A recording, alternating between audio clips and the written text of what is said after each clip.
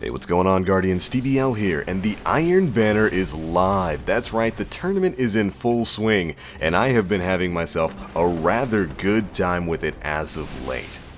That's right, it's been fun, there's been loot, and there is a lot of stuff to talk about, including the fact that we do indeed have a questline tied to the Iron Banner. And over the course of this video, we're going to be explaining how to complete that questline and showing off some of the rewards I've gotten thus far in the very first Iron Banner tournament of the Rise of Iron. Let's go ahead and dive in. Now, for those of you who haven't started playing yet, you'll find that once you load into Fellwinter's Peak, you'll be greeted by a brand new cutscene introducing the new Iron Banner vendor, Lady Efrideet. That's right, the rumors were true, the Grimoire card was right. Lady Efrideet is going to be the new representative of the Iron Banner. And I've got to say, I'm liking her thus far. Once the cutscene concludes and you're loaded into Fellwinter's Peak, you'll have a brand new quest from Lord Saladin titled In Pursuit of Light. And step 1 of this quest is really simple. It'll simply ask that you find Lady Efrideet in Fellwinter's Peak. She's close by, so it's pretty hard to miss her. Once you've reached Lady Efrideet, you'll be able to continue on to the next step. Accepting this step will start off the questline that has basically replaced the Iron Banner faction packages that you used to get at rank 3 and rank 5. Once you've picked the quest up, Lady Efrideet will task you with reaching rank 1 in the Iron Banner. Sounds simple enough, right? Well, it actually is. You can actually get to rank 1 via 1 match completion or really completing 1 bounty. So head on into the tournament and get that done in whatever way you can.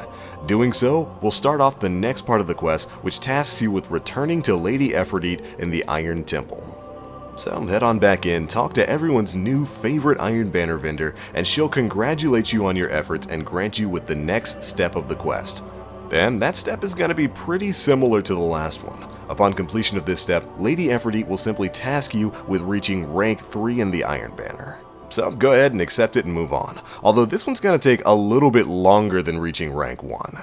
Once you've accepted it, head back into the Iron Banner and start trying to get wins. You'll get a base of 250 rep per match win and about 150 for a medallion turn-in, so it means it's going to take about 10 wins before you'll be able to reach another rank. Additionally, of course, we also have the weekly bounties to utilize, which have been streamlined and made much more simple, so it's a lot easier to complete them. These give you a massive 750 rep, plus they'll grant you Iron Banner weapons and armor as drops whenever you turn them in. Definitely do not be intimidated by these bounties, they are very easy to complete. And they'll grant you some pretty good stuff. As you can see, I got the Iron Banner sniper rifle, the Laughing Heart, but more on that later. Anyway, once you've reached rank 3, head back to Lady Efrideet and she will congratulate you for your efforts, grant you a reward, and then set you on the final part of this quest. Again, completing this step and reaching rank 3 will grant you a randomized piece of Iron Banner armor, generally a piece that's not on sale that week. And doing this will set you off on the final part of the quest titled The Dragon of Light, which asks that you reach Iron Banner rank 5. These 2 quest steps requiring you to reach rank 3 and rank 5 are basically what have replaced the old rank 3 and rank 5 package from Lord Saladin. And the rewards they grant are pretty darn good. I got my hands on the Iron Saga vestments, the new Iron Banner chest piece. And of course, it's become the new mainstay piece of armor on my Warlock. But we'll talk a little bit more about that later. Anyways, you're on the final step, so head back into the Crucible, finish those matches, finish those weekly bounties, and push yourself all the way up to rank 5. If you've been playing for a while, there's no doubt that you will have already completed all the weekly bounties, which give you a ton of rep towards this step. Not to mention great weapon and armor drops. Anyways, once it's complete, you will receive the Dragon of Light achievement in the record book, and you can triumphantly make your way back to Lady Efrideet atop Fellwinter's Peak, who will have one final set of rewards for you. So congratulations, Guardian, you have completed the In Pursuit of Light quest and become the Dragon of Light. Completing this will grant you one randomized Iron Banner weapon that's generally not going to be a weapon that's on sale this week. As you can see there, I got the fusion rifle, the Branded Lord, but you'll also get a legendary Iron Banner artifact. Now, these artifacts are dropping in the Iron Banner tournament. You can get it as a post-match reward, but completing this quest gave me a 385 Call of Vance's Choice, which is just fine with me. I needed a 385 artifact. But alright Guardians, that is how you complete the In Pursuit of Light Iron Banner quest. Let's take a look at some of the Iron Banner rewards we got this time around. First and foremost, you guys saw my rank 5 reward, the Branded Lord. This thing comes with a pretty interesting roll. It came stock with perfect balance, hand-laid stock, lightweight, accelerated coils, performance bonus, and life support, which is not a bad roll for a fusion rifle at all. Now, I also got one of these fusion rifles from completing one of the weekly bounties, and in my opinion it had a much better roll of rifled barrel, injection mold, single point sling, accelerated coils, hot swap, and rangefinder, meaning I could have a fusion rifle with rifled barrel, snapshot, as well as rangefinder, which is about as good as it gets for most fusion rifle rolls. This thing is going to be a VOOP Nation champion. Now as for the auto rifle, I got 2 rolls that stood out. One with perfect balance, braced frame, single point sling, feather mag, counterbalance, and hip fire, which is really good for this archetype of auto rifle, which is really more of a submachine gun than anything else. The rate of fire on it is insane, and it does have a lot of kick, so max stability is definitely the best option.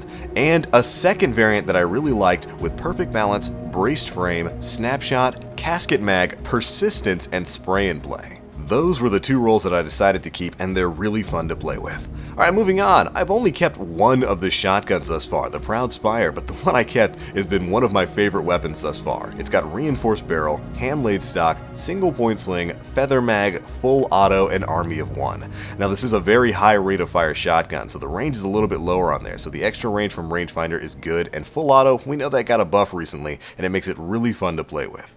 As you guys saw earlier, I got the sniper rifle, the Laughing Heart from another bounty. This thing is really neat, and it came with some pretty good abilities and perfect balance, hammer forged, speed reload, single point sling, and of course Firefly and army of 1. Definitely can't wait to test that bad boy out.